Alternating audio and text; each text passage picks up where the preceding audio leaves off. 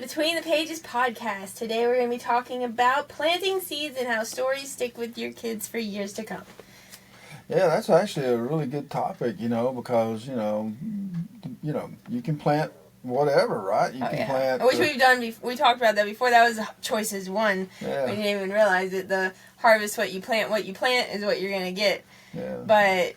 Exactly. And sometimes you plant seeds with your kids and you don't realize that's what you're doing, So, there's that aspect of it too. But, if you're... Think about it. I mean, you want your kids to, first of all, have good growing environment. And then once they got a good environment to grow in, then you want to plant seeds. And then what type of seed do you want to plant? What kind of harvest do you want to plant? That goes back to choices, right? Choices one, and that conversation. So sometimes, you have the best of intentions, right? You think, oh, this will be good, right? But then you get into it and you're like, I don't know about that. Sometimes it's too late. You already are harvesting it when you realize, but... Yeah, was this really what I planted? Was this really what I intended? Yeah. And so, if you have those types of experiences, maybe you want to share them with other people. Oh, don't do what I did. Or, but you don't want to be, condescending or, some other... Because just because it didn't work for you doesn't mean it won't work for other people. Yeah, it might be exactly what their family needs, for the situation, and whereas it didn't work as well for you. And so I always, and I always tell people, feel, felt, found. Yeah. I know how you feel. And I tell people that all the time because it's like, it's just... And people who are like, I don't always know what to say. I don't know what to say either because you don't want to hurt someone's feelings and you don't want to just be a broken record and tell them the same thing everybody else is telling them. Right. But it's, I know how you feel and I've felt that way before. Even if it wasn't about that specific exact experience, right. You still had something and... Exactly, and so... Like I shared that in a class recently where they were talking about something and I was like, oh, feel, felt, found. Yeah. Feel, felt, found is great, because you don't got to lecture people all the time. You can be nice about it. Yeah. I know how you feel. Yeah. Okay, so it's not like you're drawing a line in the sand or anything.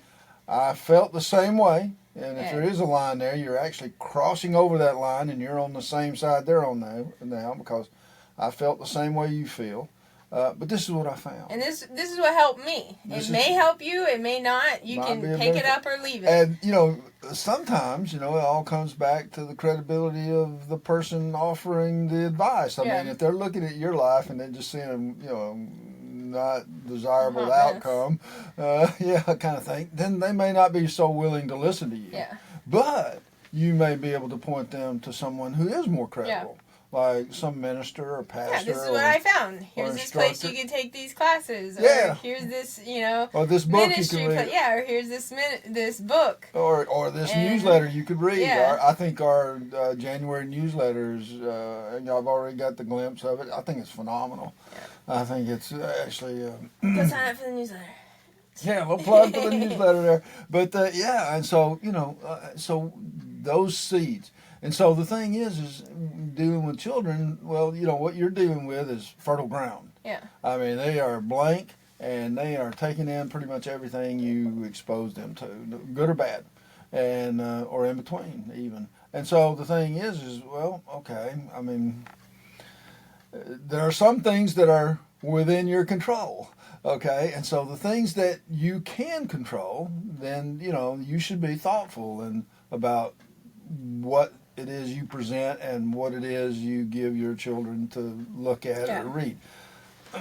I'm biased, of course. I like our books. I think our books, communicate a good message, and I think they have a good godly principle without getting too, judgmental or anything about. Well, that's the thing. The kids might not be able to, articulate or totally understand the lesson now. But over the years and over time, they get more and more understanding, and they're able to connect the dots where they didn't when they first read it. Oh, yeah. And so it's like it has different meanings. Well, one of my along the way. favorites is Peter Pan. We were talking about this earlier. You know, one of my favorite books is Peter Pan. And when I read Peter Pan the first time around, it was like, sprinkle dust and fairy tales and, just fun, things. But then as you get older, you read Peter Pan from a different perspective, an older perspective, and you realize, the crocodile is just time. Crocodile is just waiting there to devour. Captain Hook is, this. He has that symbol. And then, Peter Pan just never wants to grow up. And as a kid, you never want to grow up. But as eventually you become Wendy, the other character, she grows up, Yeah, she moves on with life, becomes an adult. Yeah, but Peter Pan, he cannot grow. And so it's a good book. It on a lot of levels, and it applies through life, as a child, it has one meaning. As a young adult, it has a separate meaning, and then as an adult, it has yet another meaning. And I think those are the best books. Books that aren't just here today, gone tomorrow, or forgotten or whatever. I think books that actually, result. Well, and each book has its own meaning. Some books, like the Here Today, Gone Tomorrow, they're just, trying to teach you how to read or whatever. The book doesn't really mean anything. It's just trying to show you how to read. But then there's other books that are like, wow, this is actually in that deep. particular case, the seed you're trying to plant is the ability to read. Yeah. And so once you've achieved that, then, where do you go from there? Comprehension might be a good idea. You might be able to not only just read, but to actually understand and comprehend what it is. And that was the thing with the planting the seeds. Your parents, you're also, you're sowing more than you see too, because especially if you have multiple kids, because you might be everybody's got a different perspective, right? And you're like, oh, this is what we're doing, but your kids interpret it and bring it in a different way. Yeah. And so. And you never, it's always nice to try to solicit some feedback from your children, not just say, here, read this. Go to them and go, well, have you had an opportunity to look at that? Well, not yet, but okay, well, we'll schedule some time. Or, I've started it. Well, what do you think so far? Yeah. And find out, if they're actually interpreting it the way you thought they should interpret. Well, even how you write the books, and then I write the little newsletter, little things about it for the Facebook. And you're like, I see it, but that's not what I meant. That's not what I had in mind. Yeah, but it sounds good. Yeah, and it fits. Yeah. It not only sounds good, but it also fits, and it's from a different perspective, which is always good to have, to solicit those other points of view. And that's why we appreciate the questions that people send us for topics such as this, to discuss and whatnot. And because, we know about seed planting and harvesting, and we're farmers and we have a farm, and so we understand that. But from another perspective, from a city point of view, well, they don't do a lot of planning. They do plan, and they do grow concrete structures and buildings and skyscrapers and things of that nature, but they don't plant agriculture. And, I guess in some sense, some of what they do, if something were to go wrong in the foundation, then the whole project's in danger. And so that's the same way you could look at your children. Well, and you see that too, which is easy to do when you have actual, buildings and stuff. Oh, we built this building, 20 years later, the foundation's not right, tear the whole thing down, build a new one. Right. When you're kids, you can't really do that. You can't go, mess this one up, make a new one. There's no redos. So you have to really watch what you're showing them. Like we talked about with that cooking thing the other day, that I still would have never known if I hadn't recorded, because I was just trying to make a fun little family video.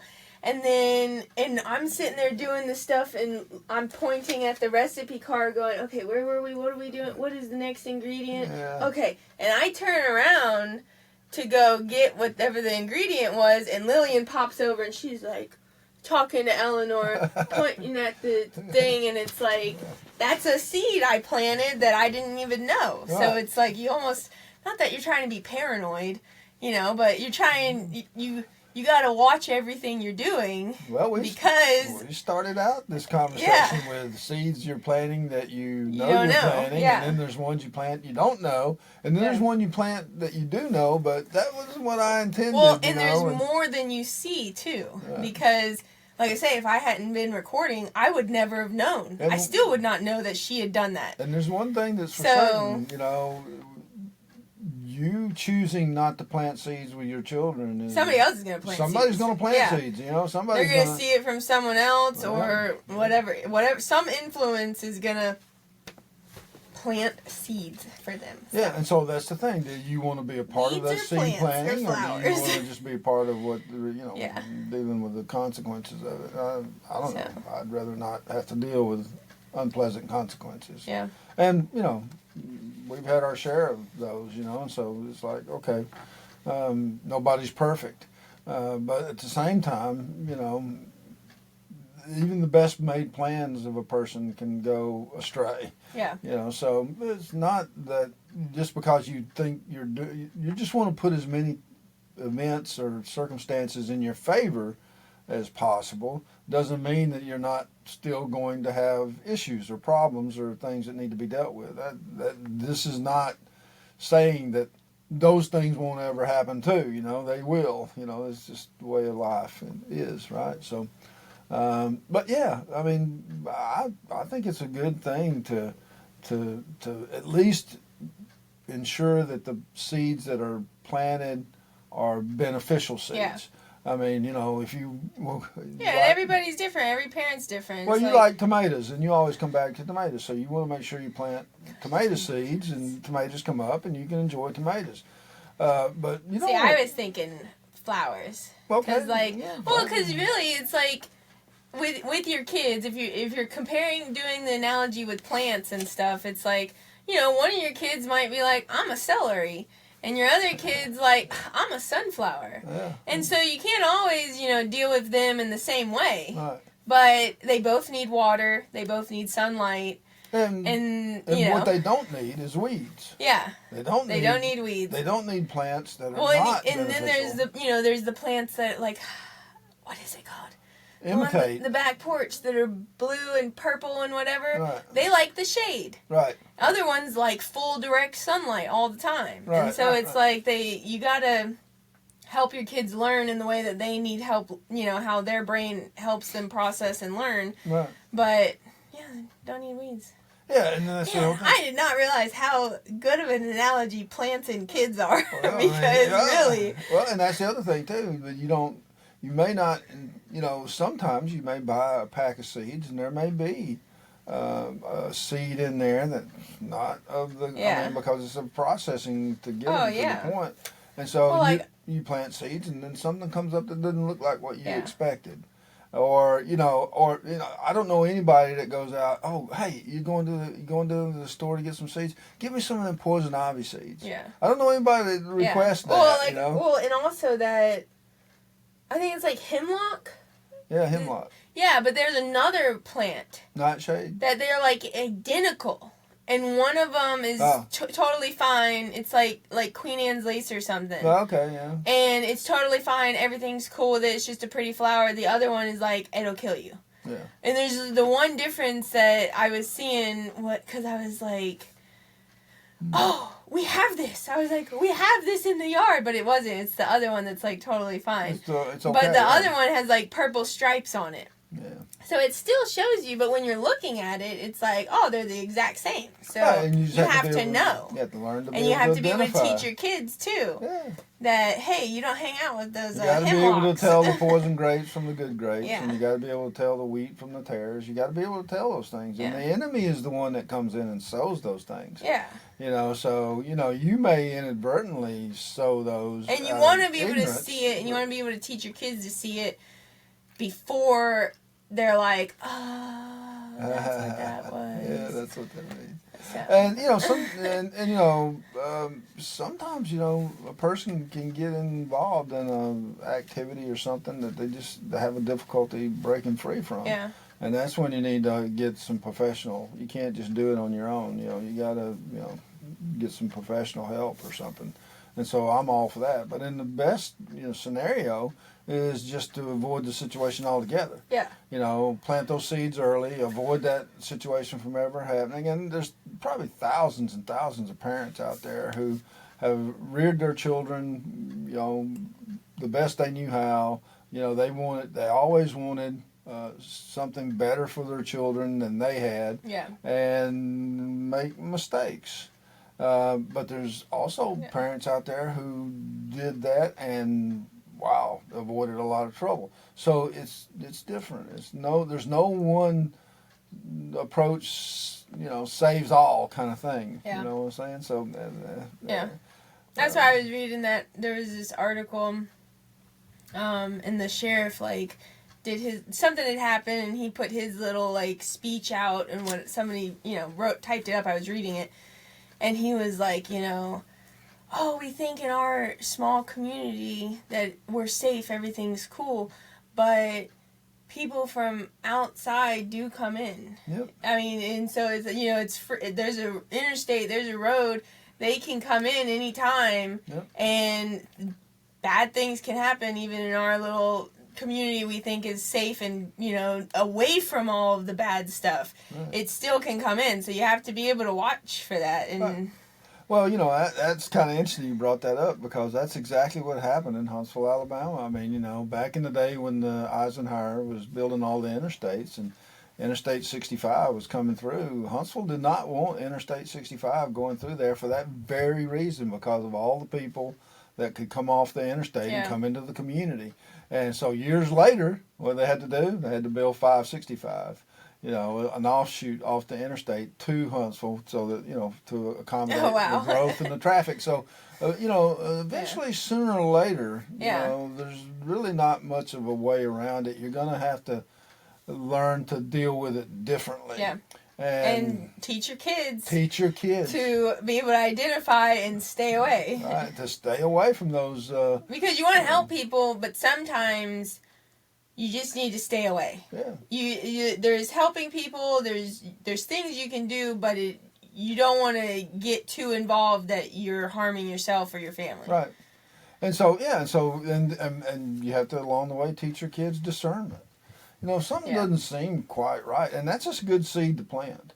You know, and to nurture and to rear up and to bring to fruition, because, you know, you're not always going to be there for your children, and so they need to be able to discern on themselves, this situation is not exactly right, or there's something a little bit amiss here about what I'm being told or what I'm being shown, or, you know, this person and their character, there's a certain flaw in their character that's not, you know, good, and do I really want to, I mean, you know, Ma, for better or worse, she's like birds of a feather flock together. Yeah. So if you start hanging out with different people that have different feathers, then you'll become like them. Yeah. Eventually. Well, like I said recently, I was like, it's interesting because, you know, they always say like, oh, the 5 people that you're hanging out with is who you're going to become like.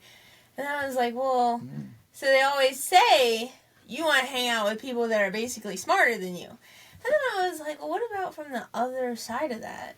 Because if those 5 people might be like, oh, we don't need to be hanging out with that girl because she's not like us. Not as smart as she's at a different level. Yeah. And I'm like, well, how do you integrate? You got to, you know, sometimes, but I guess just not all your time. Well, I mean, you know, like I say, even, I mean, if you want to improve, well, just say your economic situation.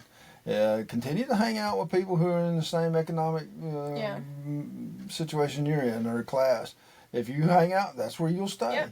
But if you want to do better, you're going to have to open your... And so, you know, reading books by, you know, people who are successful in that area, and the Bible doesn't get any more specific about that than a lot of these other folks do. And I think it actually has a better approach. You know, reading and studying that is going to change your financial situation. Reading information from other, you know, financial people who've succeeded will change your situation. And that's just one example. I mean, you know, you can do it on anything. Relationships, you know, finances, religion. These are all the areas that seem to be politics. They all seem to be the areas that are of most interest to people. And so, but I'm sure there are other areas, gardening, for instance, it appeals to a certain class of people, and that kind of thing. Animal care appeals to a certain type of individual. Well, when we started the farm, we didn't know anything really about chickens or goats or donkeys. And see, that's the thing, you can do that because, like, I was talking to someone about the quilt, and I was like, oh yeah, and I'm making this and and they were like, oh, how long have you been quilting? And I was like, oh, since Thursday. And this was like Monday. And I was like, since Thursday. And he's like, oh no, not these ones. Like, in general, how long have you been quilting? I was like, oh, since Thursday. Because I was like, I just wanted to do it. And so I just did it. I just, went online and read about it and then decided to do it. Yeah, plus you had a resource. Your mother that, she was able to, she's got a sewing machine, senior sewing machine, but we bought a Husky. Well, I probably don't know if I should say the brand or not. I don't want to endorse anything. Fancy one. I know. I showed it to my friend, and she was like, "Is that a sewing machine?" That sewing machine has a good motor. Yeah, it has a really good motor, and it, so it'll last for years. Yeah. And so the thing is, but you want to have good equipment. You want to have good resources. You want to have. But you can do any. You don't have to be, what was the word? Don't underestimate, that's what I said. To encourage you guys, don't underestimate what you're planting. Because you don't have, like we said in a previous podcast, you only have to be 3 days ahead of your kids. Right. Okay? Don't go, oh, I don't know anything about quilting, so I can never make a quilt. You just read about it, and that's how you learn things, or ask someone who knows. Your mother, she's been sewing for 20, 30 years. The whole time I've known her, she's been stitching and sewing and that kind of stuff. And did you like go, oh, I want to learn how to use? No. After finally a period of time, you're like, maybe I want to try that. Yeah. And it's like, so, your kids may not come around to your way of thought, but that's no reason for you to go, well, I'm not going to continue to pray for you, or I'm not going to continue to, Oh, yeah, I've heard that. There's some stories that it's like, I think everybody hears in, like, the Christian world or whatever, and there's that one with the person just kept praying for her husband, and and even, like, people in the community are like, you're wasting your time. You're wasting your time. What are you doing? And then it was like after she died, then maybe like a year later or whatever, the husband came and started attending church and stuff. And so it's like her prayer didn't go unanswered. She just didn't see it. Right. But it didn't go unanswered. Well, perhaps maybe she always saw it. It just hadn't been realized. It hadn't, yet, You don't know really, but that's a good story. That's and there are tens of thousands of stories. Just like that. That's why I'm like there's some of those that are just kind of like the same thing, just different. Yep. And so, no matter how difficult it is, there's always prayer, and it's called intercessory prayer. You can pray on the behalf of someone else at any time. The thing is it's a prayer of faith, and so because you don't get the answer that you want immediately or quickly, doesn't mean you don't have faith. You do have faith. Faith didn't have anything to do with that, so, I mean, you wouldn't be praying to begin with if you didn't have faith. So, more faith is not going to change anything. You just continue. More prayer may change something, but, you just have to keep praying and keep working and planting those seeds. Planting them seeds. Plant the seeds. So, that's all we got for you guys this time. So, join us next time. Like, subscribe, and share, and join us next time. That was a good one, Sarah. Thank you. Thank you very much.